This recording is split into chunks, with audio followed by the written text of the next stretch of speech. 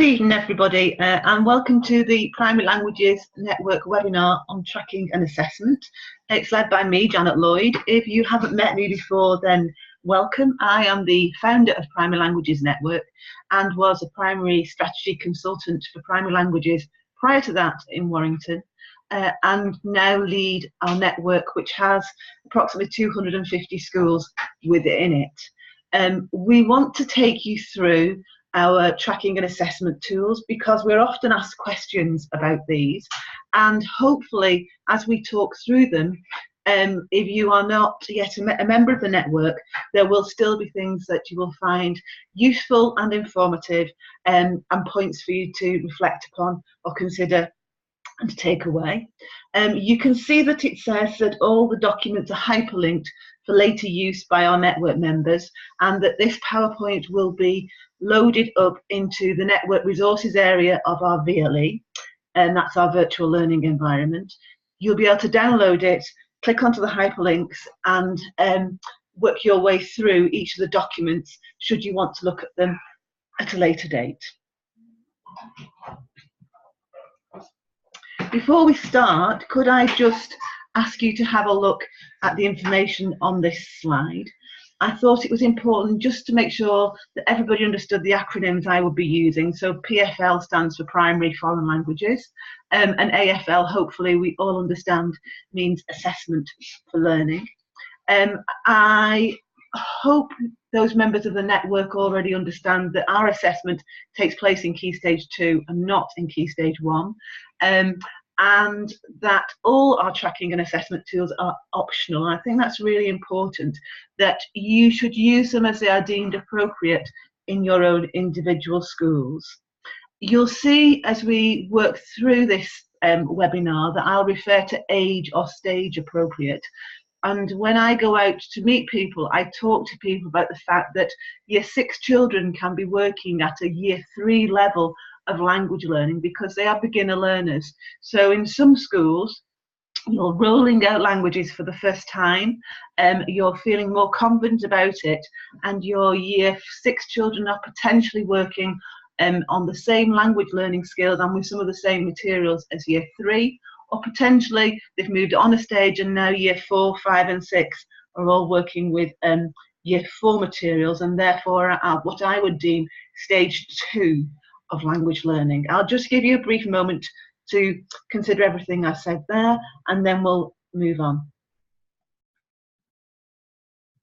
I think it's also important that you understand that our network with its 250 schools has many teachers who provide me not only with inspiration but also opportunities to reflect, and also opportunities to be challenged on the way we move forward. And so the good practice and the advice that we're going to give here comes from a vast range of primary specialist teachers, both primary specialist language teachers and primary classroom specialist teachers, and senior management, all of whom have their own requirements concerning tracking and assessment. During the webinar, therefore, we're going to be looking at the national and international tools and guidance that we have used to inform our assessment. We're going to consider how we measure progress and the different ways that we can measure progress. We're going to take a look at some formative assessment and some summative assessment tools. So formative is that which keeps on explaining to us and helping us to have that dialogue with the children and an understanding of where the children are coming from in their learning.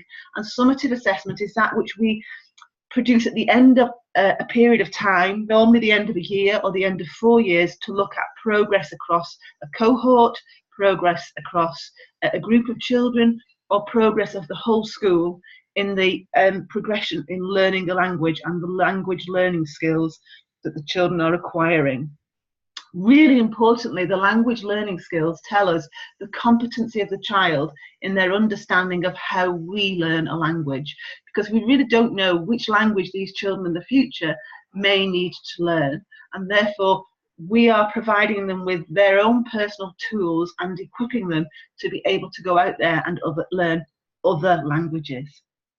To this end, within our network, you can see below a range in point 4 of materials and resources that we can offer network members, and we're going to look through these and talk about how we can use these in our own environments.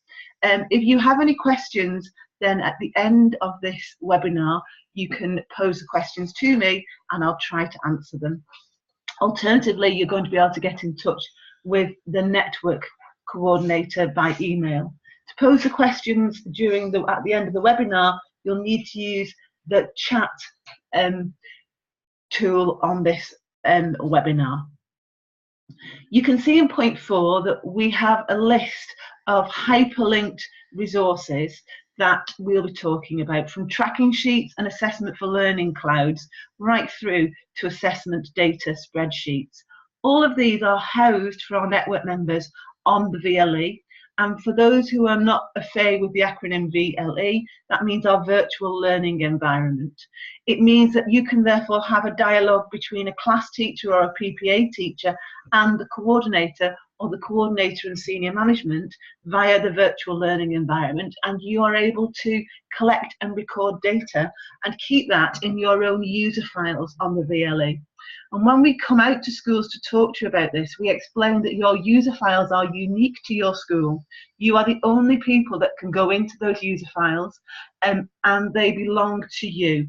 And this allows you to feel comfortable and safe in loading up material and resources that are pertinent or very particular to children. So, for example, children's photographs, children's work with names on, sound files. Only you in school can access these. The key elements that we've had to consider over a period of time since 2011 and ever since 2013, when the DFE attainment targets were put in place, are bullet pointed here. And the publications that we have used or have consulted or adapted to produce our tracking and assessment tools are listed in the publications section. I'll give you a moment or two just to have a look at this slide and take in what you can see.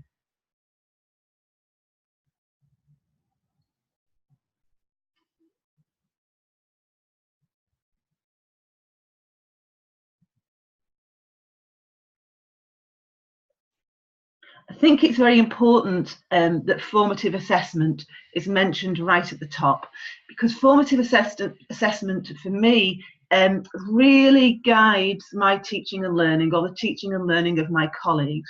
And we are providing young learners with an opportunity to feel competent and successful in a new language, and therefore formative assessment should be happening at all times, informally or more formally, with you observing what children are doing, or just taking back feedback by listening in when we do maybe a quiz swap activity around the classroom, or when you invite a child maybe to speak to another child, or potentially when you have seen work on a mini whiteboard that's drafted, just glancing at it and seeing how the child is progressing. So formative assessment is happening at all times. And summative assessment really should be at the end of the year as a celebration of where the children have moved to and what progress they have made, and can be a useful diagnostic tool for where you start the following year, or potentially as you go throughout the year, if you block your summative assessments, exactly what your next point is with the children. For us, one of our biggest challenges is that there are so many network schools, and you've all got very varying assessment requirements, and some schools have gone down a route where all the curriculum is being put into one type of assessment data collection process. Or it may be that we've got isolated teachers working in one classroom but not in another classroom, or we have two languages happening in a school. So we've had to make sure that what we've produced gives you a range of choices to suit the different environments that you're working in. And most importantly, your feedback is very important to us. So we keep on reflecting on what you say, and everything is fed back to me. At the moment, Catherine, our network coordinator, is pivotal in this because she feeds back what she discusses with you in your one-to-one meetings as webinars, and I take that on board. And a week ago, I was in Garstang and was talking with a teacher there, and we were discussing the school's requirements. And I found it very interesting to see where that school was in its procedures and also how it was progressing with non-specialist teachers learning a language. And all these things get put into what we produce. The publications that I mentioned are publications that have informed how we've developed the tracking and assessment tools. And the Common European Framework of Reference is something that some of you may already have been measured against. So if you've been away with Erasmus, you will have been asked, were you A1, A2, B1, B2 in your assessment, in your ability to speak the foreign language, to speak French or Spanish. And it's through that that you have been able to then be placed in the correct group of teachers, and you've progressed whilst you've been out and abroad in the foreign language. The DFE attainment targets, there are 12 of them. And every opportunity, we offer you the opportunity to see these DFE attainment targets.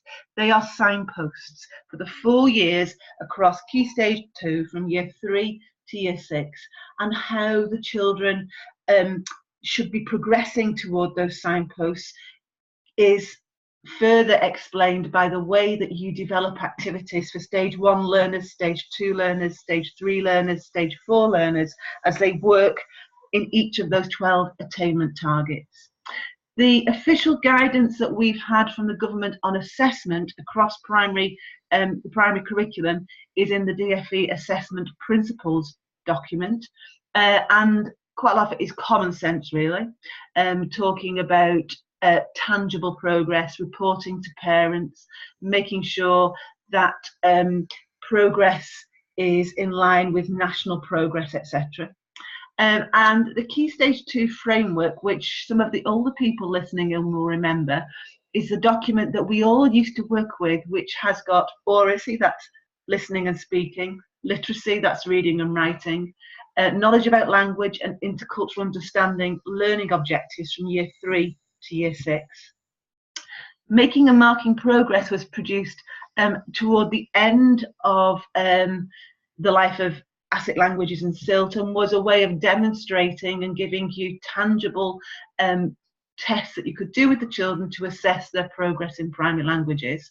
And all of this has been compiled into a chart for Primary Languages Network, where we've aligned these DFE attainment targets with the Key Stage 2 framework objectives and the Common European Framework Level A1 listening, speaking, reading and writing descriptors to come up with sensible can-do statements, very much linked to the Making and Marking Progress can-do statements for children in Year 3, 4, 5 and 6, or as I often refer to them, Stage 1, 2, 3 and 4 of Key Stage 2 language learning.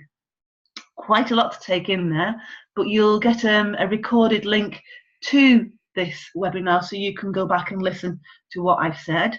If you click through, for example, on the DFE attainment targets, up will come so that you can see the DFE attainment targets, and then you can read through, for example, the 12 bullet points and see them as signposts. So these signposts are the only official document we have from the DFE for the Key Stage 2 Programme of Study for Languages. And throughout the course, for example, of 4 years from Year 3 to Year 6, children are learning how to listen attentively to spoken language, or children are exploring the patterns and sounds of language. And right from Year 3, when children begin to say their names or give an age or say colours, they are acquiring skills that they can use, for example, to describe people, places and things and actions orally and in writing. Until in Year 6, we are looking for children to be writing extended sentences and potentially a couple of sentences that could be seen as a very simple text. So this document, I feel, will be very useful to you. Going back to the PowerPoint slides now.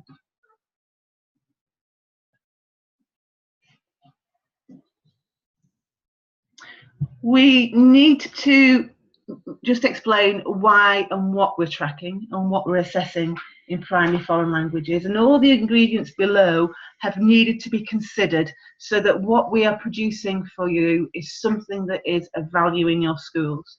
So if you look through the bullet points, I'm sure there are things here that you would have thought of yourself. We need to measure language learning skills. That's good progress. We need to be proving to people that we are actually making a difference to the learning of the children. And then we need to decide next steps, or we need to consider remedial actions from that. We want reliable information for everybody, for the whole learning community, for schools, for parents and for children, on how the children are progressing. And that can be in something they take home to show the parents, or it can be something that at the end of the year you report through a school report. We need to make sure it's tangible progress, that children can see what it is they are progressing in and can be proud of it, and that teachers have got evidence and can share it in individual schools. We need to make sure that the benchmarks we're using for assessment are aligned against international and national good progress in languages. And we, in some of our schools, are needing to bring primary foreign language assessment in line with other primary curriculum areas. And that gives primary languages strength as well by doing that. And children will naturally be progressing in the 4 core language skills of listening, speaking, reading and writing. In languages, we listen before we speak generally.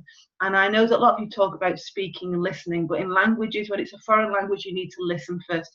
And that natural order of listening, speaking, reading and writing doesn't mean we have to do that every lesson, but elements of these 4 core skills will happen each lesson. And we need to make sure that the children are progressing in language learning skills, and they are the skills of memory or recall, or sentence structure, or exploring sounds and practicing listening skills, etc. And also the assessment that we do is an excellent opportunity to hand on to Key Stage 3 some very concrete evidence of what the children have been able to do. We have a couple of secondary schools that work with us, and they can dip into the user files of their primary schools. So it's a wonderful way to use the user files to be able to load up evidence to share with Key Stage 3 that really is tangible evidence of progress in the learning of the children. You'll see in italics at the bottom, though, there is a health warning, and that is at the present moment there is no stipulated national requirement for assessment in a primary foreign language. However, formative assessment helps our teaching. Summative assessment gives us a next step forward, and we can see progress over time. So I feel that it's important that we know how we are progressing. We brought all of that together, and there are now on the VLE 4 options. People use a combination of these options when they are working in their own schools. They are in the red boxes that you can see here. I'll just give you a brief moment to look at those 4 red boxes, and then I'll talk further.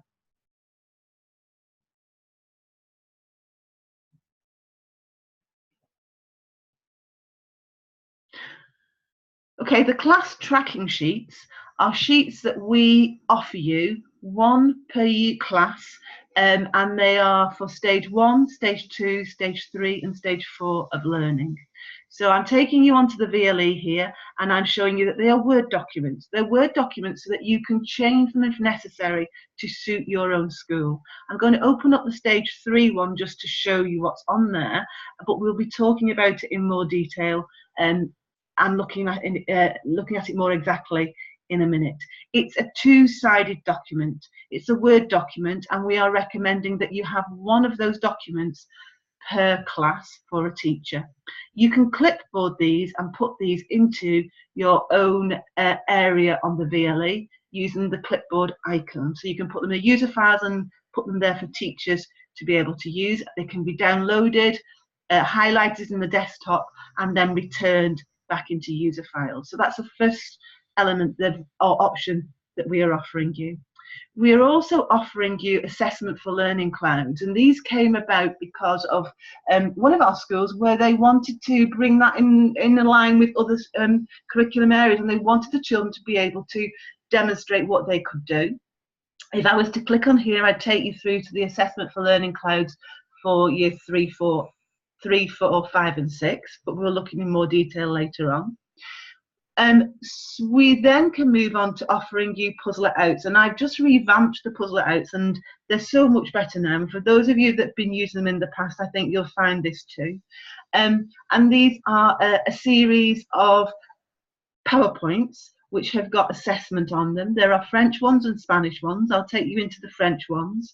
They are grouped by year group from year 3 to year 6. There's Teacher's Guide to Puzzle Out, and there's a rationale that takes you through how we got to these puzzle outs. There is a puzzle out for every half term, for every year group from year 3 to year 6, and we'll be looking in more detail at those once we move on. Underneath the puzzle outs, you'll see that there are 3 dots, and again, you can clipboard these and move these into user files so that teachers can use them. And when I'm talking about user files, if I take you to our home page, you will have a user file icon. It will look somewhat different to my home page, but you'll have a user file icon, and when you click in there, that is your area on the VLE if you're a network member where you can store these things. And the final option we offer you are tracker options, and these are for phonics and for grammar.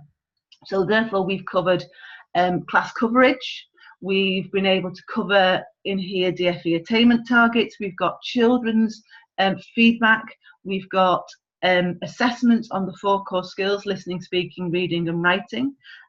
We've got tracker options for phonics and grammar. So we've tried to give you as many options as are necessary or that we are finding necessary within our network.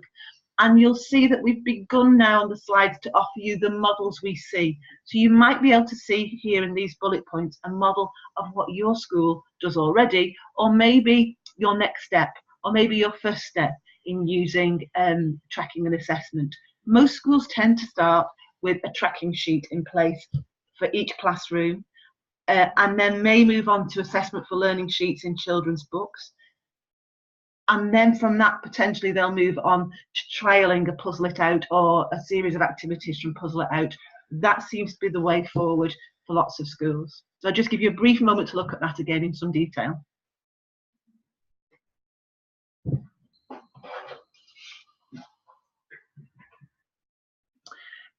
We need you to know where to find the tracking and assessment tools if you are a Primary Languages Network member and where they are on the VLE. These 2 boxes here can guide you as a coordinator, first of all, to the tracking and assessment folder. And if you click through on this link, you go through to tracking and assessment. And here are all the range of things that we are talking about this evening in the tracking and assessment area on the VLE. You can also find this by going into teaching resources, and in teaching resources you can just click through to tracking and assessment, so that can help you. Your class teachers are more likely to find their tracking and assessment area in the ready-made French or Spanish scheme of work, and at the bottom of the table as you open up ready-made French, Spanish or ready-made French or ready-made Spanish, you will find a planning area, and in there are all the things that your teachers might need for their own classrooms to manage tracking and assessment. And the appropriate puzzle it outs are actually in folders within the body of ready-made. So I'll just show you that briefly. So I'm going to go in through tracking and assessment. I'm going to take the home button to get myself there because mine looks slightly different to yours. You will have probably a direct hyperlink to one of the schemes of work. This is the ready-made French scheme of work. Here's the landing page. At the bottom of the page, you'll find your planning. If you opened up Year 3 planning, your teacher has everything they require there to help them with their, at the beginning of the year, organising the tracking and assessment. And if you were to go in, for example, to numbers, which is Year 3, Autumn 1, then you will see that if we have a look on there, there are folders. And if we have assessment, it will be here. And if we were to go into 2B, for example, here, we'd see the same thing, and you have a link to assessment, so you can go straight through to the assessment folder, and here's your puzzle out. So your teachers can find their way through to different things. Now let's have a little bit, look in a little bit of detail at the different components. I mentioned the DFE attainment targets, and that's where it really starts. So we need to have a look at Year 4 Summer 1, because I've selected this lesson, and it's the Walking Through the Jungle lesson in French that I'm going to show you. It exists in Spanish as well, and it exists in a certain way in German. These are the things that we are looking at in Year 4 Summer 1 with Stage 2 learners, so they're in their second year of learning a language. Every lesson plan we have has a maximum of 3 activities, and the lessons also now have a differentiated follow-up activity sheet at the end, and that means there's an easy or a plus follow-up sheet, so you can use those for consolidation or for extension, or as a way of being creative but making sure that you've got the difference between the easy and the plus levels. And every core activity in the lesson plan has got its DFE attainment target or targets that we think are suitable to the activity, and an appropriate language learning skill objective, which is linked to the Key Stage 2 framework and is the actual learning objective for that activity at this stage of the children's learning. So I'm just going to open up Walking Through the Jungle, and here will come up a lesson plan. They're slightly small, the Word documents on this screen, so you might need to go to the VLE yourself to have a look at them. You'll see there are 3 activities. They've all got a title.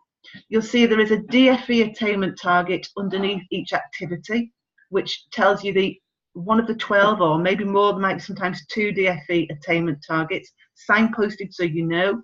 And here are the Key Stage 2 framework skill level objectives that you're working with at this stage with the children.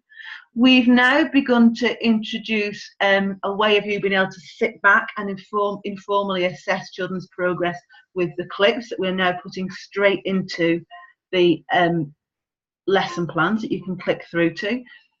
And this is one with Emily talking to children through the animals in the jungle.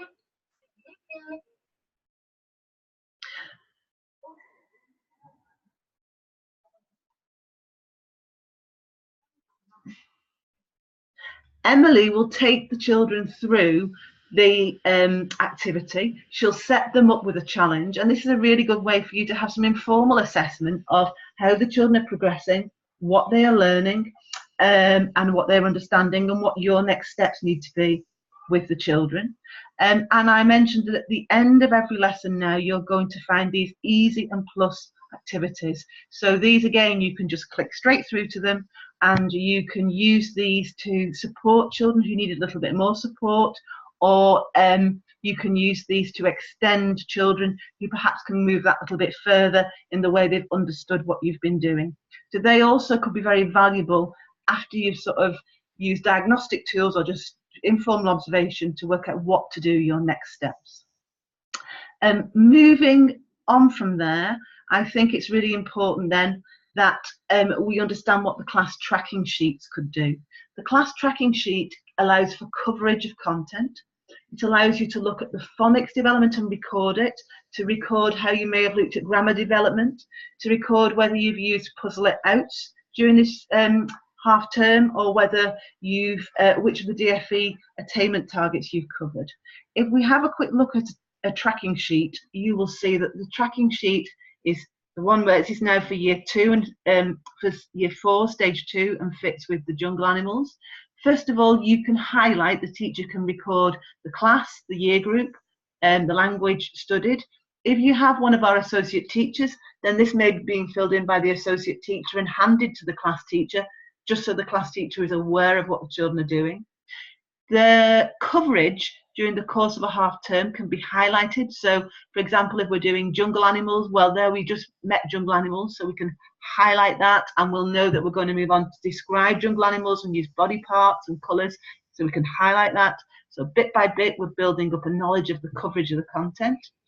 If you've used a phonics tracker, then you'll be able to add that information in here. So in Summer 1, for example, it might be about some sounds that you've been listening to in phrases about illness. So you can note down what the sound was, and you can look at these sound spelling links. You can date it, and maybe you've got some evidence. You could put a symbol for evidence and date that. You can use a grammar tracker again, and these follow naturally through the course and the body of the lesson plans, but also with follow-up activities. So you can highlight these. Not everybody is using these. Most people are using the coverage. Potentially, some of you might now be looking at phonics. I don't often see people highlighting the grammar yet, but I think people are beginning to. And then if you've used any of the puzzler outsheets, you can circle if it was the listening you used in autumn 1 and the speaking you used in autumn 1, but then in summer 2 you'd done the reading and the writing, you could circle that and it just reminds you what you've done.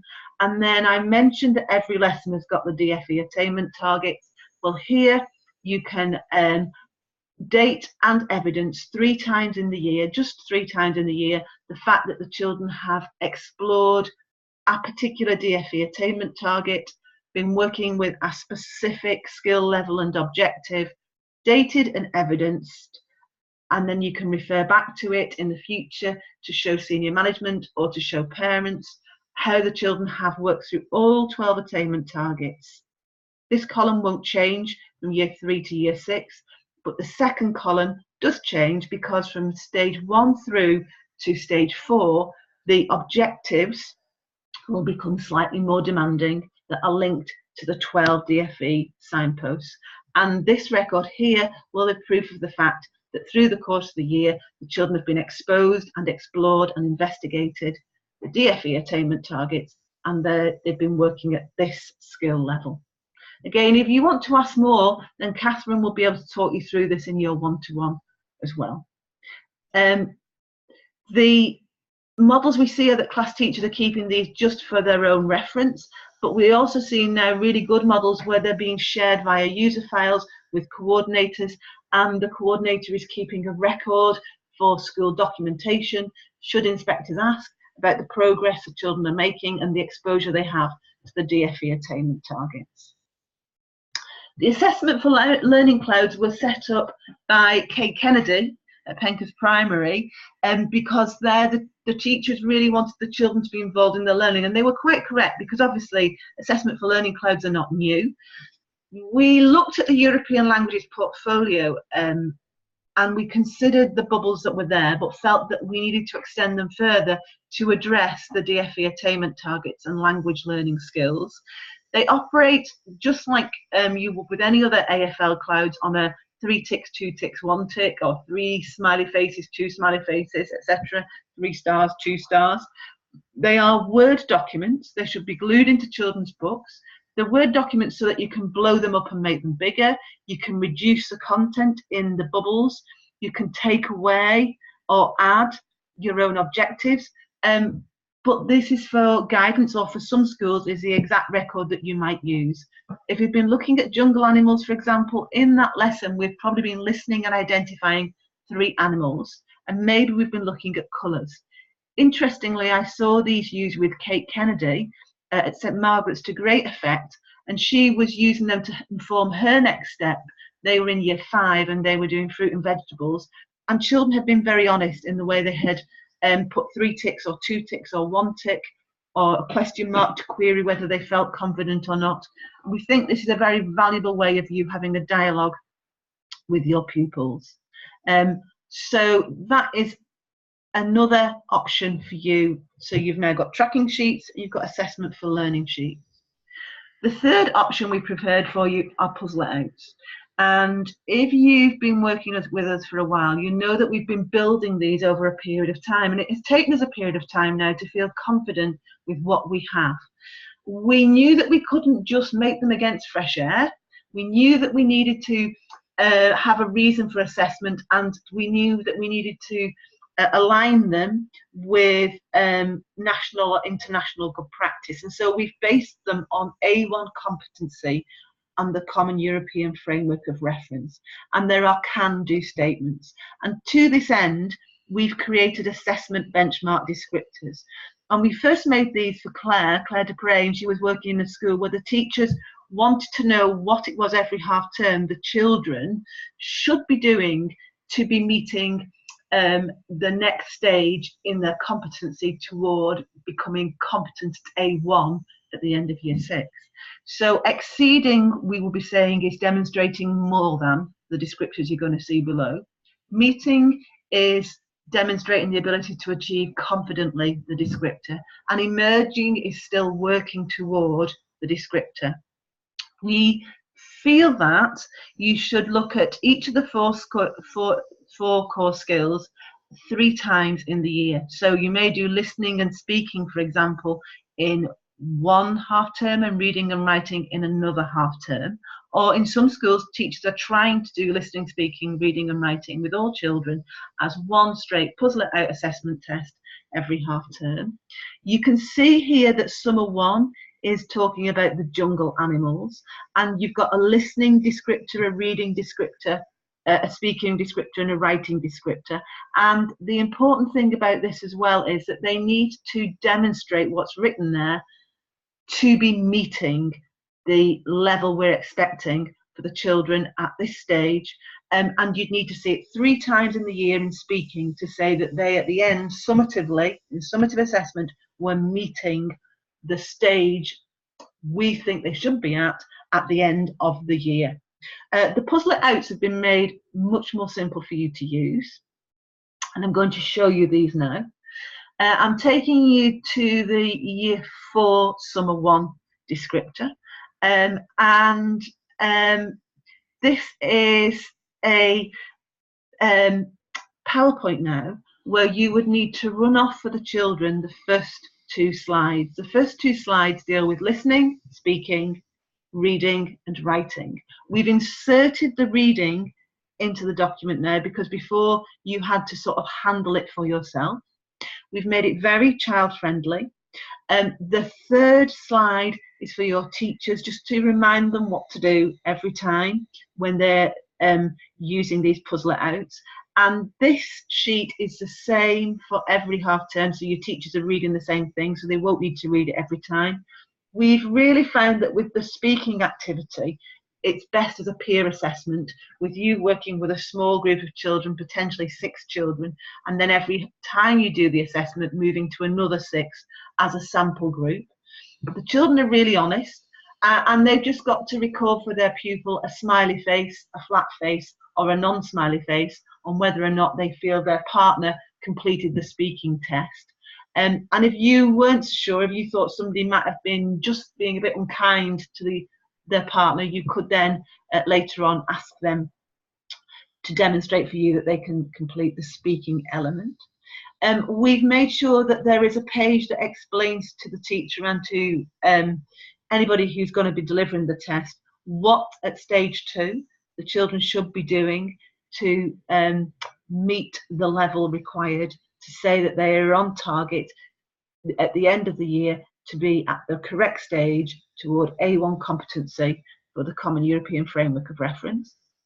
There is a document that takes you through each activity, so listening, speaking, reading and writing.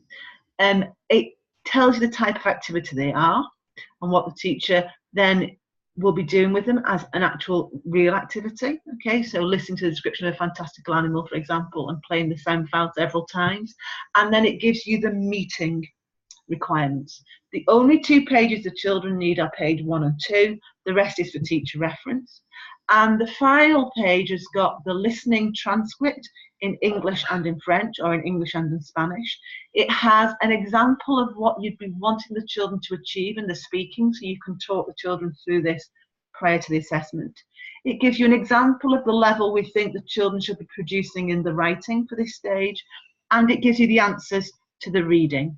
The click-through link here takes you straight through to listening, and you'd be able to hear a native speaker reading the text.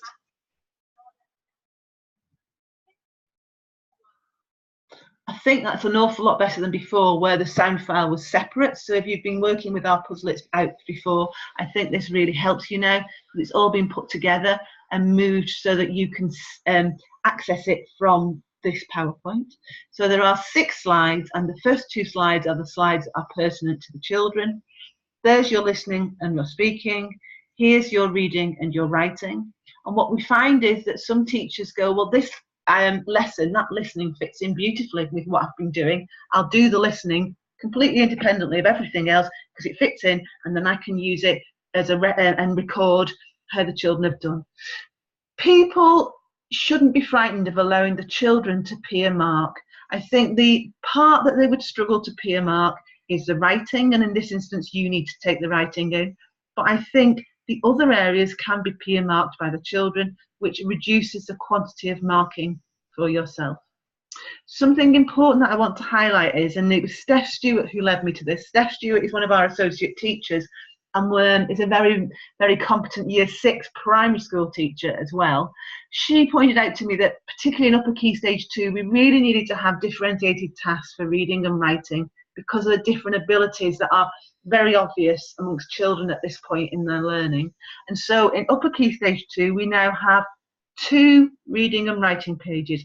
A hexagons page, which is for the children who are meeting or are able to meet stage 3 or stage 4 assessment benchmark descriptors, and circles, which is for children who you really feel would struggle to meet that stage. There may potentially in the future be a move by me to add something similar occasionally in lower key stage 2, and there is no reason why you couldn't do that for yourselves in stage 2, have a hexagons and a circles reading and writing.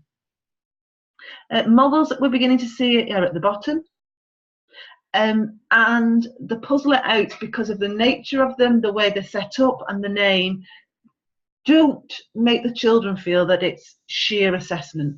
They actually enjoy the activities, and we've fitted in messages in a bottle, draft tweets, creative activities linked to the units of work to do with fancy dress or to do with recipes, etc. So it's also a celebration of the work the children have been doing. I'm not sure anybody really has of yet used the phonics and grammar trackers, but they are also there now for you to be able to use.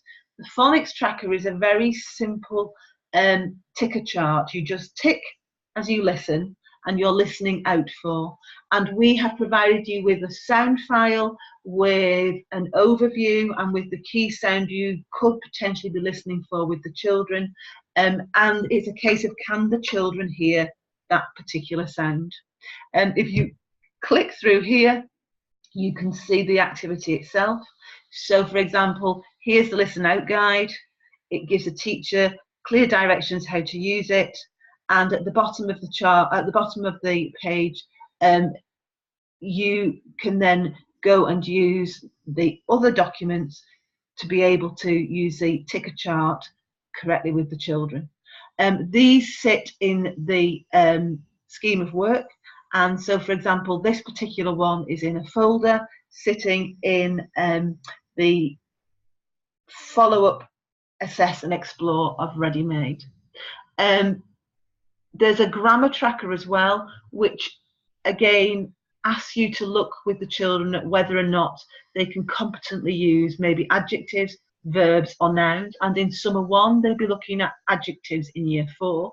And so when we open up this document, it has a suggestion for you in summer 1 of whether the children can unmuddle and reorganize accurately descriptive phrases, and you're given an example of a muddled up tiger sentence and how you could unmuddle it. Can the children identify in which order this should be written and where the adjective should sit? So those are things that you maybe in the future want to start considering using. Currently, I don't think they're being used particularly, but it's a quick snapshot of progress in grammar and their ability to understand sounds. And finally, these are lots of different ways that we find that people are keeping evidence and a record of progress using the VLE and the ready-made scheme of work. I think quite a lot of you now are using the marking sheets. Robert produced the first one of these for Spanish at Barrow Hall, and we took this and reproduced it for French. Teachers love it. It's a simple marking code stuck in the children's book, and actually I saw evidence today from Kate Percival where she's used some of these statements to verify with children where she thinks they are at in the work they have done for her on grammar kebabs. Very simple to use, one for French, one for Spanish, and there is one for German. And also, we think that a lot of you now are using your user files as a unique storage place for both your tracking sheets and for all the things you can see below here. Ways of getting snapshots and evidence of children's work. And if you click through on this hyperlink here, you can find out how to have mobile access to the VLE through iPads and phones. So you can take quick photographs of work children have done and load it immediately into the user files. It takes seconds by accessing your primary languages network VLE from your phone or iPad. We have got primary languages assessment data spreadsheets. Some of you are using these. You can download the sample spreadsheet and see how to use it. It's a simple drop-down menu where once you've loaded all the children's names, you just need to click on emerging, meeting or exceeding for each child. And should you have problems with these, again, Catherine will be able to help you and support you to understand how to use these better. And again, these can, with the 3 dots, be put into your clipboarded and put into your own user files. Finally, we're coming to the end of this webinar. I just want to highlight with you the things that are happening next. If you want to discuss anything further, then Catherine is the person to discuss assessment or the VLE or lesson plans with, and you can share your ideas and thoughts. Should you want to have a look around the primary languages VLE and you're not a member and you think it might be suitable for your school, then Steph is available via that email to give you a demonstration and to show you around. The next webinar is next week. It's not as solid as this one has been. It's creative and lively. It's delivered by Robert, who is now delivering 3 creative webinars for us a year, and it's on dragons and unicorns, and I've seen the materials and I'm excited. And you can sign up by clicking the link here or just going to Primary Languages Network website via this address and registering in our meetings and CPD area. And the conference has gone live. You can now sign up. We hope you are able to come. Premium network members get a free place. It's always the most joyous occasion. You can read what's happening. You can find out what we're talking about. Bernadette Holmes, who drafted the DFE attainment targets, is going to be leading us out on that morning of the conference. Dan, who was with us last year, is going to be talking to us about language learning skills. Julie Prince is going to be with us too, and talking about literacy and how we can link communication, languages and literacy together. And then our wonderful associates are speaking in the afternoon about how they add sparkle to every lesson they teach.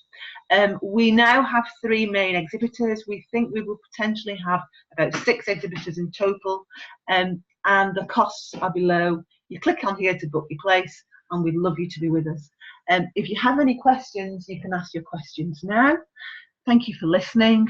I hope you've enjoyed what you've heard, and I think you'll need to go back and reflect on this again.